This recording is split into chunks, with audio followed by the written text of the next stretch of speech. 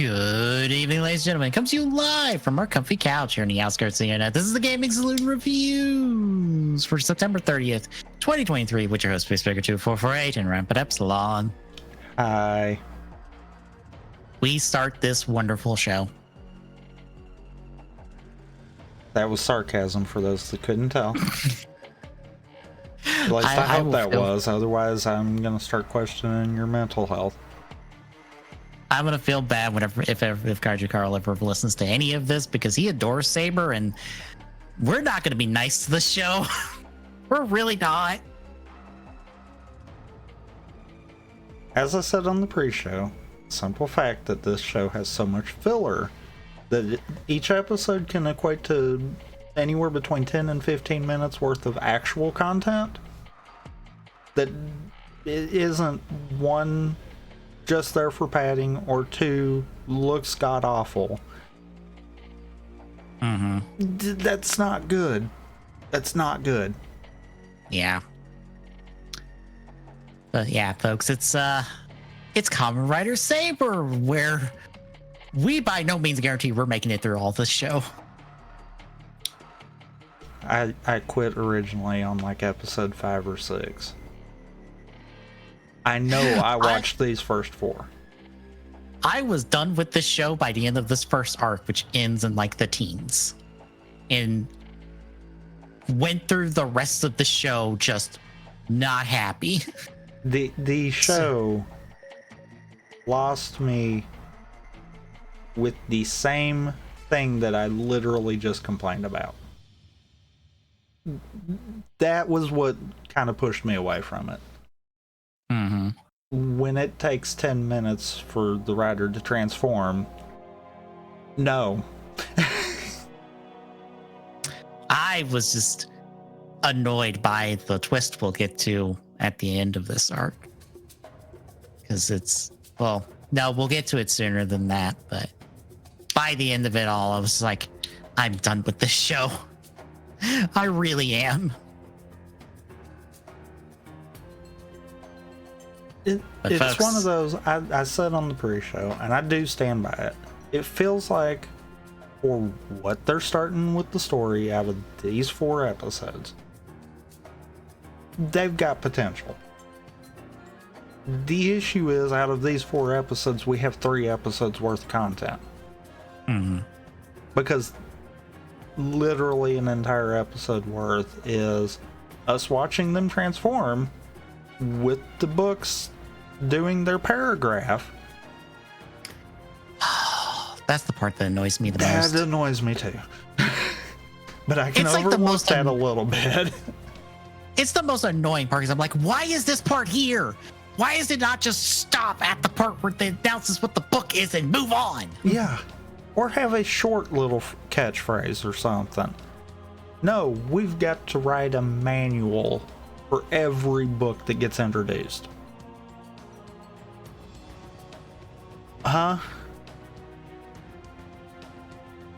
But yeah, that, and honestly, the suit fights aren't bad. It's when they tried to use Unreal Engine that it goes to crap. I'm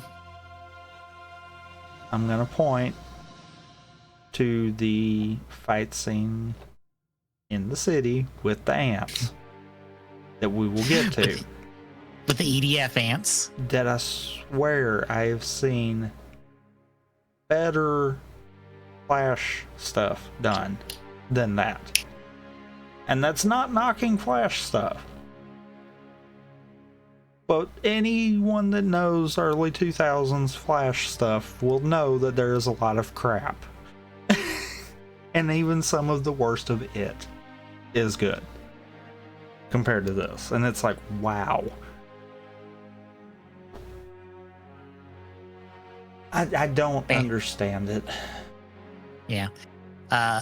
Just the quick intro stuff. Saber debuted September 6, 2020. This was the first Rider show, and I think it's also the first Toei Tokyo production to be fully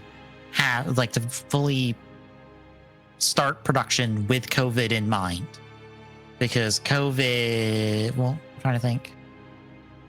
Was in the 30s for 01, Yes. which I think would have meant that maybe the Sentai show right there around it could have been. No, because Kira Major was just starting when it happened. Because I know So then, yeah, when Saber would be the first one fully. I have to double check. Because I know they're offset. Mm-hmm.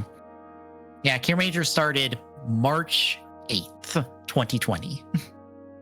Because I remember, because when the shutdown happened, Kira Major was at like episode 4 or 5, I think. And they had to do like a director's cut version of like the first 2 episodes to like pad out time. Whereas with 01, it was far enough they could do clip shows and make it work. Mm-hmm.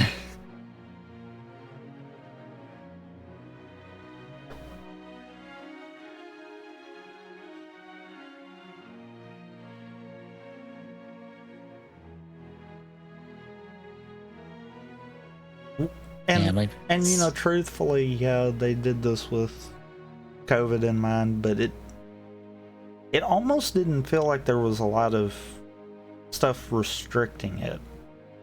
Mm-hmm. And I don't know if that goes to as far as for the actors, good camera placement is what was happening with it. Or if it might have just legitimately been we were early enough in it where a lot of the restrictions were not there yet. Mm-hmm.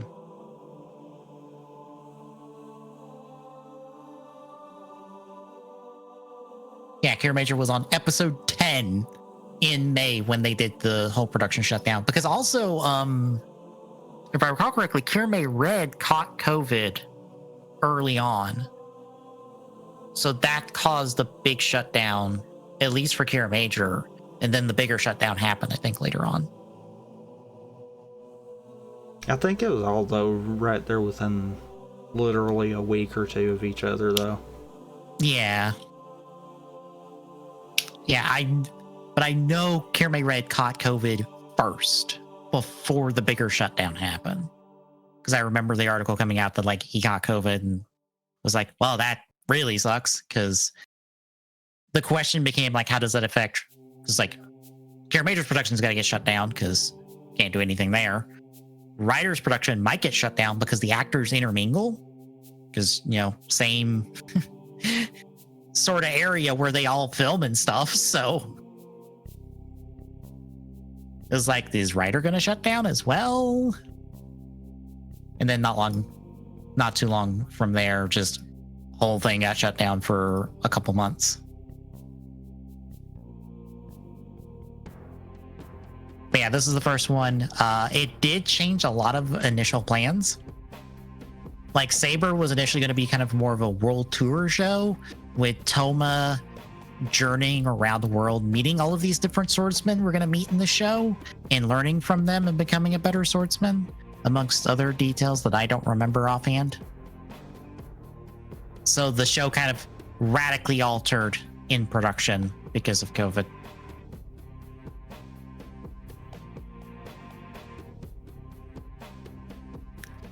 But also the main writer is Takuru Fukuda, who's the main writer of Ghost, who we've talked about how he didn't write a whole lot of Ghost. And the writers that honestly did, I think, the best episodes of Ghost were not him and were other people. And I believe those same people are the ones writing Gotchard right now.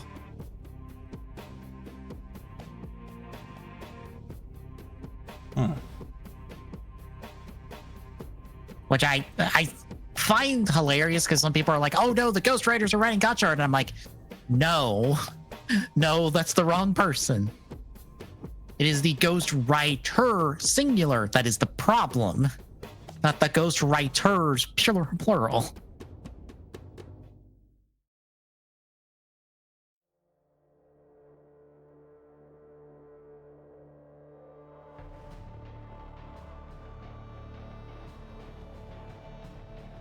But yeah, as Tommy said, he got through 6 episodes. Have seen most of the show. I've skipped episodes late into the show because I didn't care. And the only reason I actually finished the show was because Hercules' Tuesday night streams made it easy to watch the show and not put effort into watching the show. Which is completely fair. Yeah.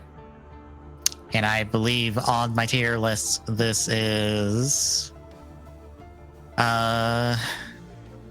unlike the no, it is not in the dumpster because I don't hate this show. The dumpster was reserved for only the shows and technically 2 movies that I despise. You only get put in the dumpster if I hate you. If I ultimately am just annoyed by you, you get to guard the dumpster and get the honor of dumping things into the dumpster and making sure they don't come back out. So, Saber, bottom of the dumpster guard? It's in like the back half. Because my dumpster guards are from like best to worst. Decade, Black, Zekros, Saber, Shin, Hibiki.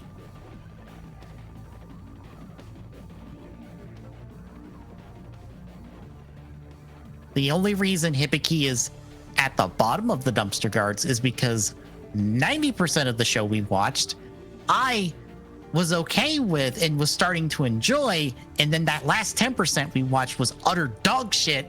And the only reason it is not in the dumpster is because of that 90%, because that 10% deserves to be in the fucking dumpster so badly. But I can't dump the show into the dumpster because 90% of it was decent and 10% of it was garbage.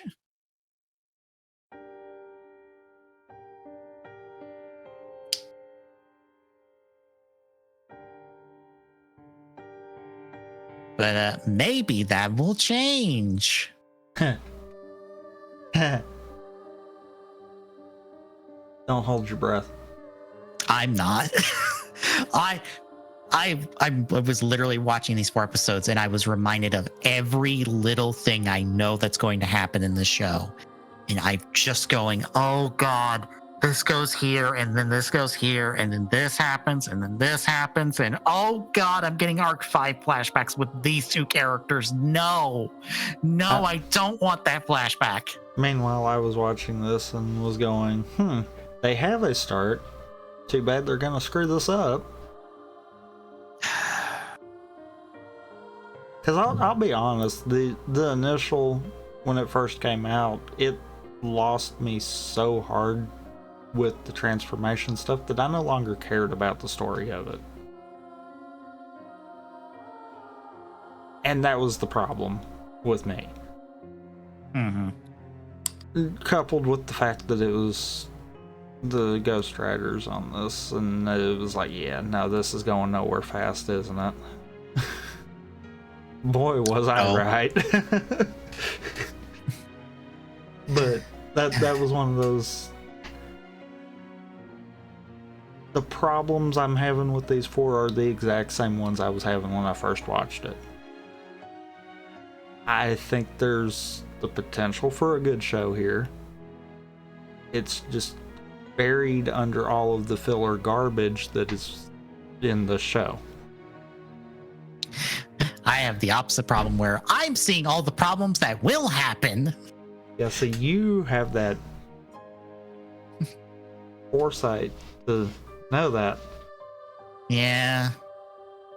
The cursed foresight that I wish I could take a neuralizer to so I can attempt to come into this show fresh and give it a proper second chance instead of a tainted first and second chance. I mean, I'm kind of in the same boat as you on that one. Because quite frankly, yeah.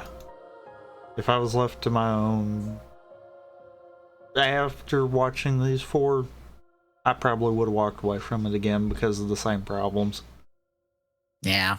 It's one of those, time's not gonna change that. The show, I feel like at least has potential to be better than Ghost.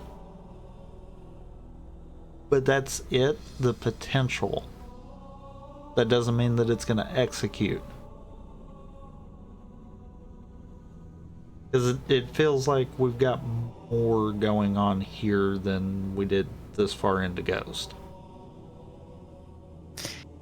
Which yeah. I'm good seeing that. Mm-hmm. Case in point, X8 and 01.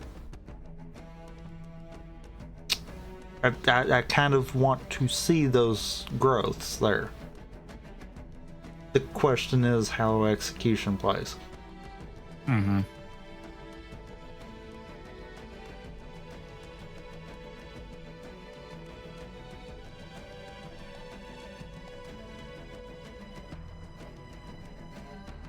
But yeah. Shall we get to the recaps then? Since it's episodes 1 through 4.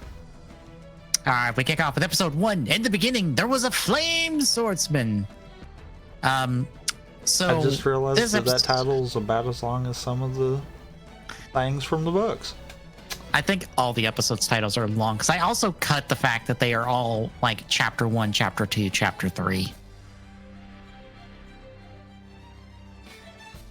So I cut out the episode numbering scheme for the show. I think they forgot that less is more. A little bit. But this first episode starts like many of the episodes are going to go with Tassel, who is our narrator. He's certainly somebody. If you're confused by him, don't worry. It will get worse. Because he narrates about the Wonder World is this alternate world that was born of the big book that held everything in it, and then the big book got destroyed in a war between knights and other people, and then the big book became all of the smaller Wonder Right books, and thus that's how the world is today. I believe that's everything. I believe so. Okay, good. We catch up with our main writer, Toma, who is having a dream that is not a dream, it is a flashback, because he has memory loss, but he also remembers pieces of it via a dream.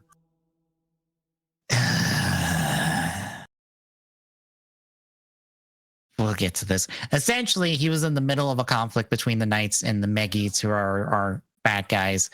They have an evil swordsman named Caliper, who is the swordsman of the dark. He was saved by I'll just say the previous Saber, because that's just who he is. He's the previous Saber before him, who left him with a saying, beyond despair, there is hope. He used the big explosion, seemingly died, and left Toma with the Brave Dragon book and saved the area that was being affected. That is what we know. I want you to remember that. That is what the show is telling us happened. But Toma thinks this is a dream and not memory, but also he has the Brave Dragon book and he doesn't understand where he got it from. He just has it. This is when we catch up with his editor, May, who takes in all of his novels and gets them published. He's working on a new one, but he doesn't have it all written down because writer's block? Question mark? I think less writer's block and more just, I don't feel like writing right now. Also, Toma runs a bookstore that is popular with kids who like to read books. It's a very small bookstore with a very elaborate diorama in the middle of it. I do appreciate the very elaborate diorama, because it is the only interesting thing in this bookstore. Besides the scattering of books that I guess are for sale. I don't know if they're for sale.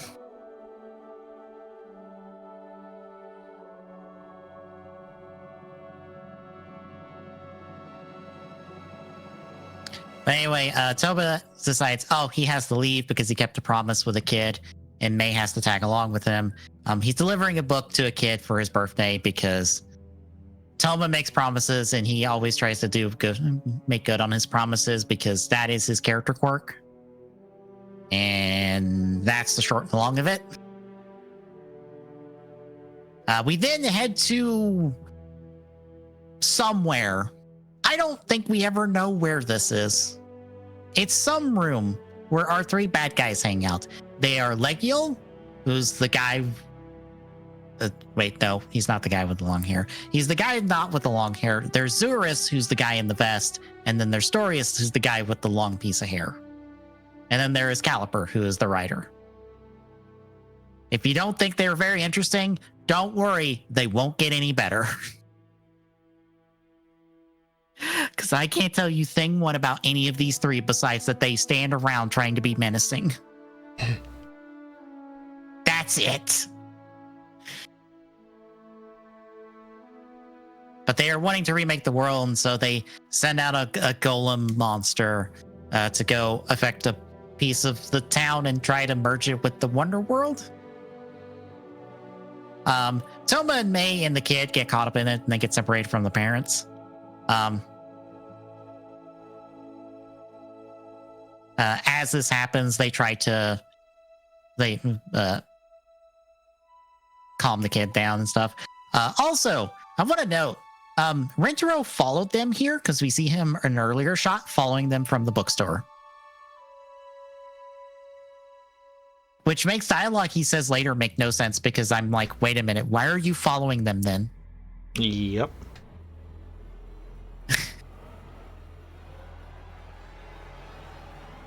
Anyway, Toma tries to fight off the golem monster. Doesn't work. But that's when the book summons, the Brave Dragon book summons more or less the Kaiken Rekka, which is the Sword of Flame, for Toma to pull and become Saber. So he's now Kamen Rider Saber, and I can't help but laugh every time I see the Seiken sword driver and go, this sword is so tiny in the driver, but when they pull it out, it gets so big. Oh, it is like the worst case of mass shifting I've ever seen in the franchise.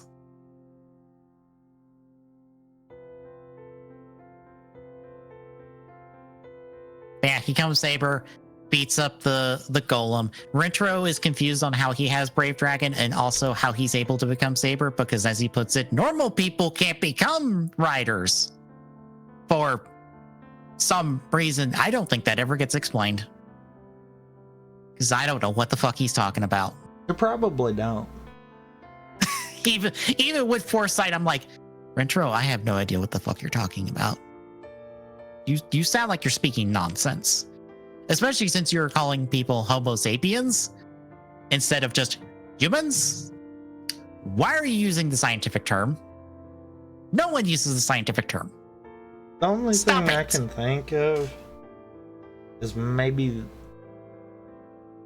the main plot was altered. It was, but I don't know where this fit in the original part to start with. If they were considered from like another dimension or something. Fair, but I don't even remember if Wonder World was even a thing in the original pitch that I read. I don't think it was.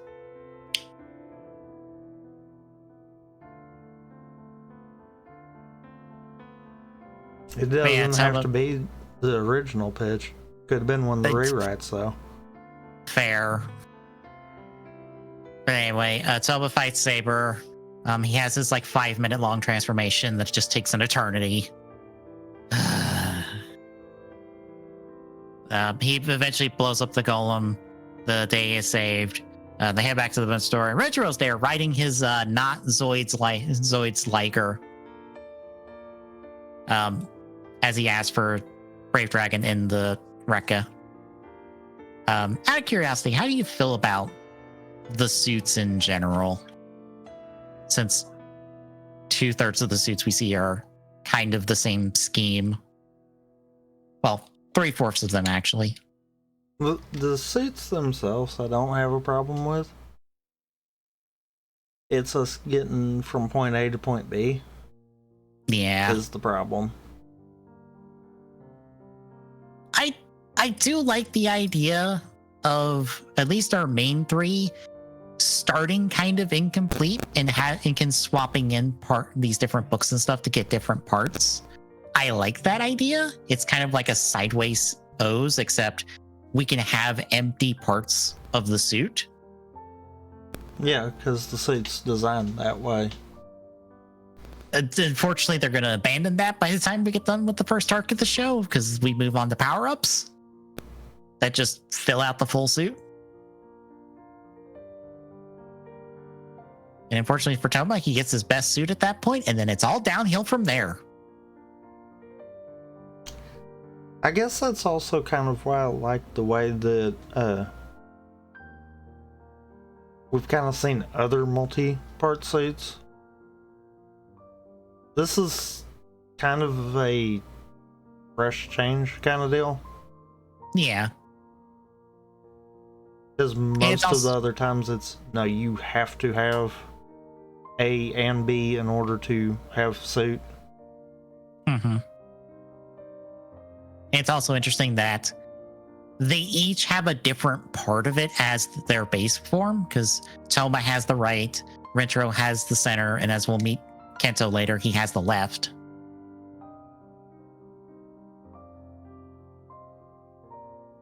It's one of those that I have to kind of wonder if the idea behind the suits here might have also been what influenced like Geats to only utilize half of a driver.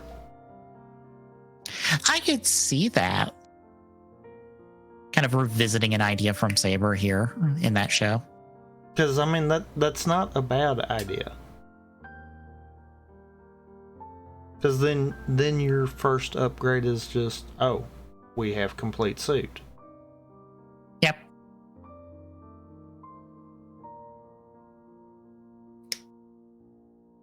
But shall we move on to episode 2? I guess so. All right. We catch up with Rentaro now, because I'm not recapping all the Tassel recap segments or the fact that, hey, there's a dance thing at the end of every episode. I don't care. I like the song. I don't care about anything else, and I do not care about all these Tassel segments until they potentially become plot relevant.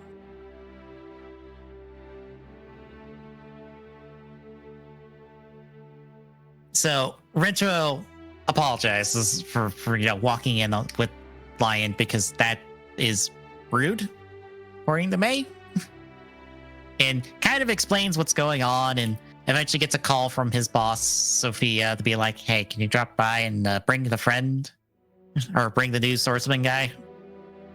So they head to the Swords of Logos base that's at the Northern Pole. Because reasons, I don't know. I guess Santa Claus said you could build your base on his land. I am sad there's no reference to Santa Claus in this show because of that.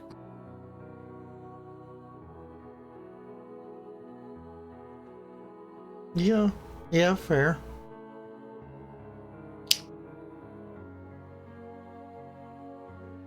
But we pretty much get a layout of, there's the Megates, they're trying to merge the world with Wonder World and make a new world and stuff. And Toma's like, I will help. And Sophia's like, well, the sword chose you, so that's okay.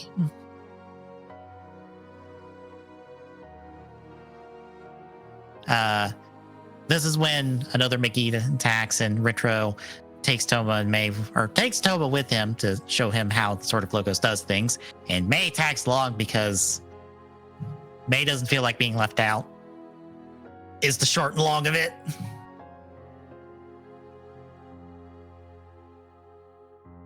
So this is when we get Rentaro debuting as Blades, which creates the fun thing because we've had Blade before. Now we have Blades. And X8 also had Brave. All nice, same sounding words for writer.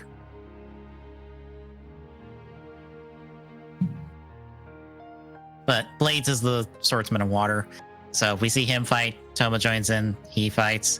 They fight the monster and stuff. There's two of them, and they eventually have to back off because of the attacks and stuff. And that's eventually when I think after this Toma realizes what they are. And also swears to like protect people and stuff, which is gets him his own bike because Blades has the Gathering Striker, which is his phone that turns into a trike that has chain guns on it, which is immediately better than Toma's bike, which is Daigo Speedy, which is just the basic dirt bike with little bits on it. Why does the secondary rider, and I believe every other rider in the show, have a better bike than the main rider?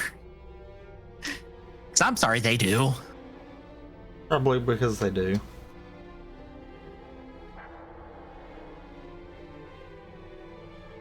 But yeah, Toma also figures out that there's a story thing with the two Mekites, so he fights the one that's not important while Rentaro goes off to fight the one that is important, because this is another one of the big CG Unreal 4 scenes where they're fighting through the EDF ants and stuff. Hooray.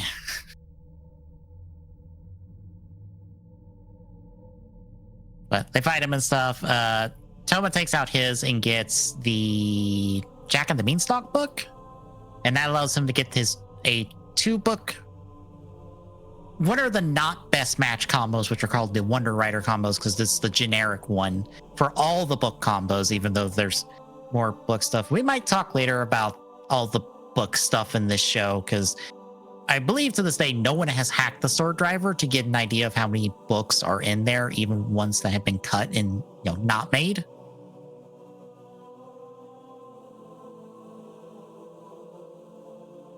But there are a lot of books that just are in the background that are not used. But Toma has his dragon beanstalk form, I guess we'll call it. Beats up the monster, saves the day. Hooray! And that's when they head back to the bookstore, and we meet another swordsman who's riding in on a magic carpet, and this is Kento, his old friend. So how do you feel halfway through?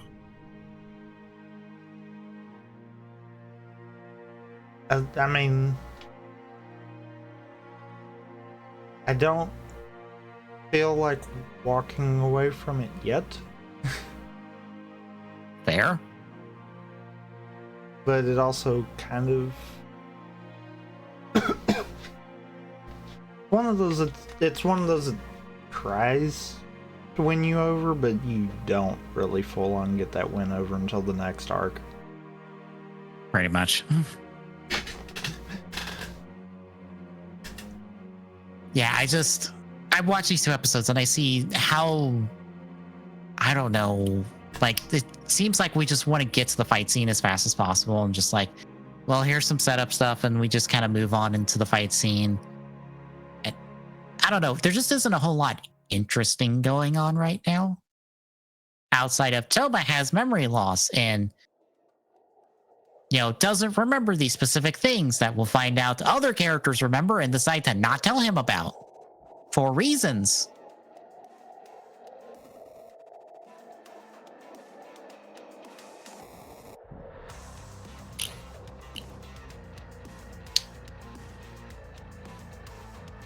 Anything else before we move to the second half? No. All right. Episode 3, A Father and a Swordsman. So, like I said, new guy's Kento. He's an old friend of Toma's, who he now remembers, but he remembers being around with him and reading books and stuff, and also reading this big pop-up book that he also has that is plot relevant because reasons. But he is forgetting the third person that was with them that Kento remembers, but Toma doesn't because, again, his memory loss that he just has really. I don't think they ever get into the specific reason why he has it, just then he has it. I guess it's implied of being at the epicenter of the explosion caused by the previous Saber gave him the memory loss. I guess.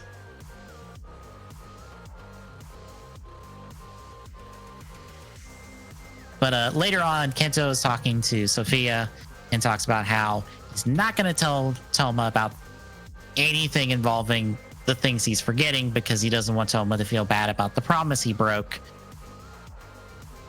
Even though, as we found out, it's not really his fault. He broke that promise to start with. Right. So I think that's a moot point. It's one of those times where I'm looking at this and going, this is only here because we need several dozen episodes between us and between now and when Toma needs to find this out. I'm going to be honest. There is no other reason for this delay to happen other than just because.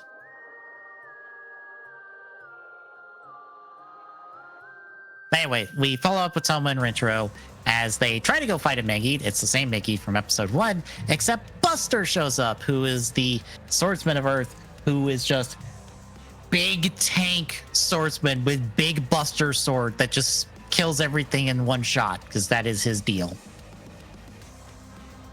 I'm not gonna lie, he's my favorite character so far.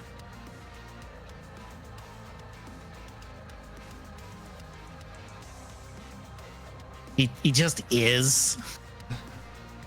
Just by the fact of just like he is, as we'll find out, he is a dad. His son tags along with him because Sword of Logos don't pay him enough to have a babysitter, I guess.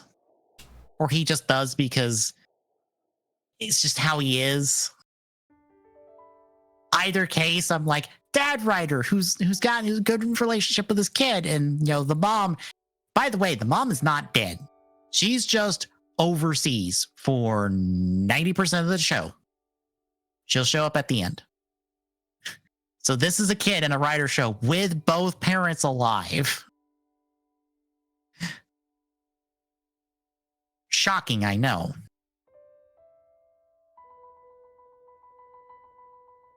But anyway, Buster gets introduced. Sophia asks him about Caliber, but we don't get any information on that.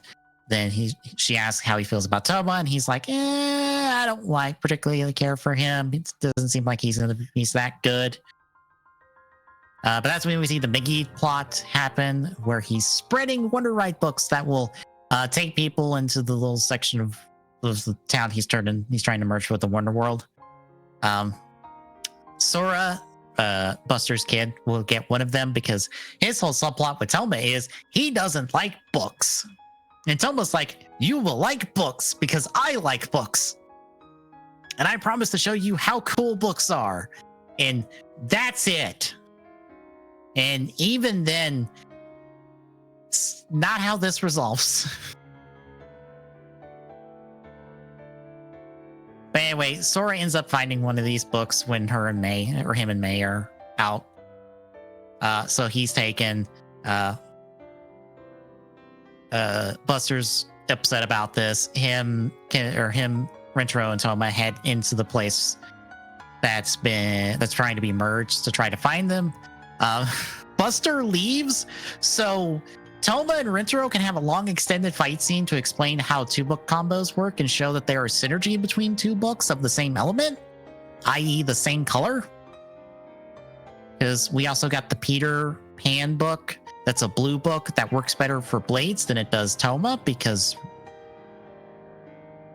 reasons? Best match reasons is the best way I can put it.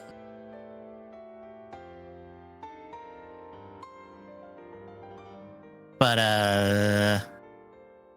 they fight off the monster for a little bit, and then Buster shows up and murders it, but nothing changes.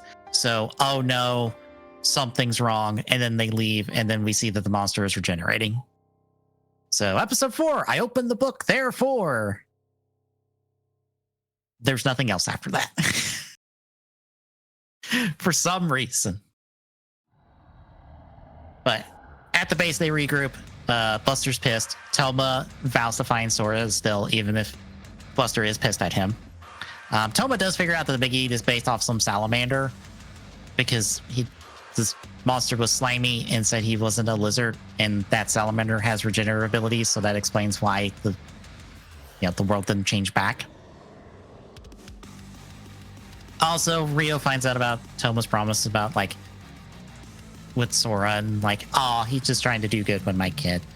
He also gets a yellow book from Kento that he'll pass to Toma later, so Toma can do a Wonder Ride 3-book combo just to demonstrate it, because we have a lot of gimmick bullshit to just demonstrate at the start of this season, which is also a little annoying. I don't know why I find it annoying, but the fact that we have to do I think it's because every time we have to debut a new book, they have to open up the page and let the book talk about itself before putting it in the driver and then transforming. 4 or 5 minutes. Yes. It's that extra bit because of a new book getting introduced. I'm like, oh my God, shut up and just transform. Why do we have to do these long, like panning in and out shots of the book as it spouts an introduction to whatever the book is about? I don't care. Just transform already.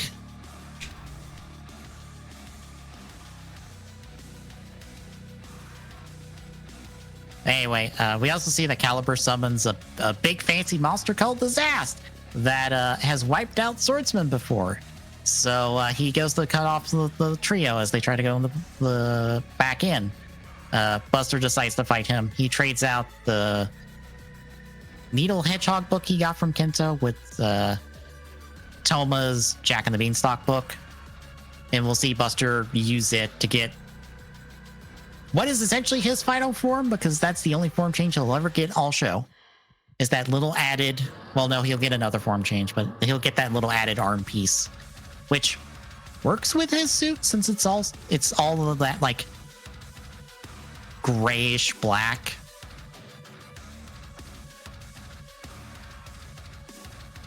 Yeah, it's almost as if, they thought about it.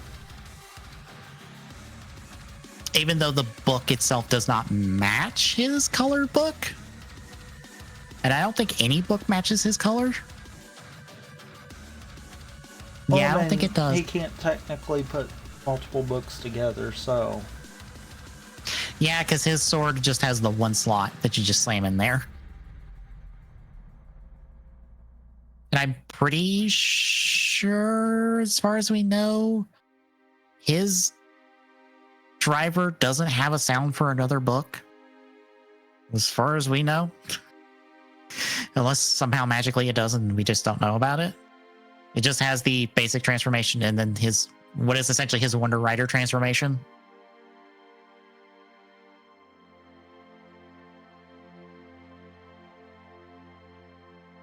But yeah, Buster and his ass fight for a while. Buster ends up getting a Wonder Ride book that his ass had off of him. It's actually a red book that will be for Toma, for him to use probably in the next batch of 4 episodes, because they're going to slam books at us left, right, and center. May, meanwhile, found out that she had one of these blank books that teleports people in her pocketbook the entire time. So she grabs a firework and teleports herself so she can alert them where they are, where she and everyone else is with the firework, and she burns herself a little bit on it because she was stuck in a bubble when she did this, but somehow didn't kill herself in the process because the firework went through the bubble enough to get in the air, but stayed enough to burn her. Yeah, we just don't think about it. Fair. So yeah, Toma and Rentaro try to fight the monster again after they rescue the people. Toma decides to slam the other 2 random books we have with his to get his like Wonder Rider 3-book combo. And he blows up the monster with the help of Buff Tinkerbell, which is like the only thing I remember of this fight, if I'm being honest, is all right, Toma summons Buff Tinkerbell, who I believe the actress for is friends with the buff guy from like the first couple episodes of 01. That wouldn't surprise me. I forget what their relationship is, but they have a connection. I just forget what it is. But yeah, they blow up the monster. The world starts to change back, or the section starts to change back. Hooray! Except they are then attacked by Caliber. Except Kento shows up as Spada and saves them as they get transported out. And that's where we end. How do you feel about the back half? I feel like there's. I feel like this one did enough to set up there's more going on than we realize. Yeah. The problem is, I don't think the show's good enough to pay it out. As someone with foresight, I'm like, no.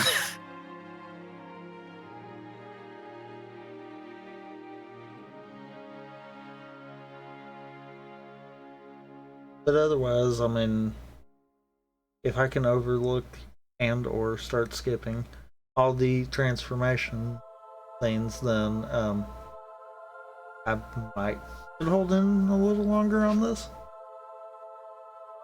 Yeah. I might be doing that too, because I'm already skipping all the tassel segments and the ending dance. I might as well start skipping that as well. I probably cut my watch time I need for these episodes in like half. Or more.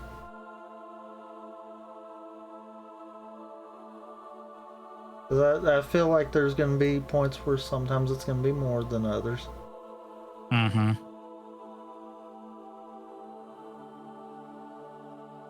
Any other thoughts? No. All right, then. In 2 weeks, we'll pick this back up with 4 more episodes, and we'll see if we would like to keep going with the show by then. Because if we get past next week, you're in brand new territory. I mean, next week kind of is too.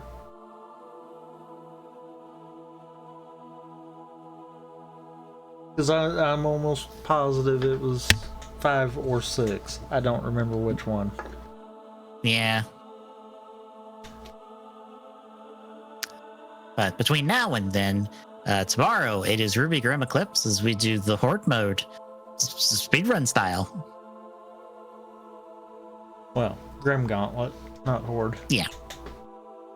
Yeah. That is 2 different things, technically. Yeah. Next Thursday will be something I will decide on the day before, and it will be on the schedule when I post it, either Wednesday night or Thursday morning. I don't know which. I'll figure something out. I have no idea. Friday. I forgot what we're doing Friday. Oh, it'll either be Star Citizen or an Archipelago. Okay. What of those 2 things? More than likely Star Citizen, but Archipelago could be possible. Mm-hmm. It depends on if Star Citizen decides to be very upset with us. Yep. And then, like I said, next Saturday will be TGS. We'll talk shop on stuff, and then in 2 weeks will be more Saber. So if you like what you're seeing, folks, drop a follow. Really appreciate chipping away at that go at TGS Network on Mastodon.social and at TG Saloon on Twitter. We'll get you updates when we go live. Exclamation point, Discord, and chat. If you're listening, drop by, say hi, and we'll see you tomorrow, folks.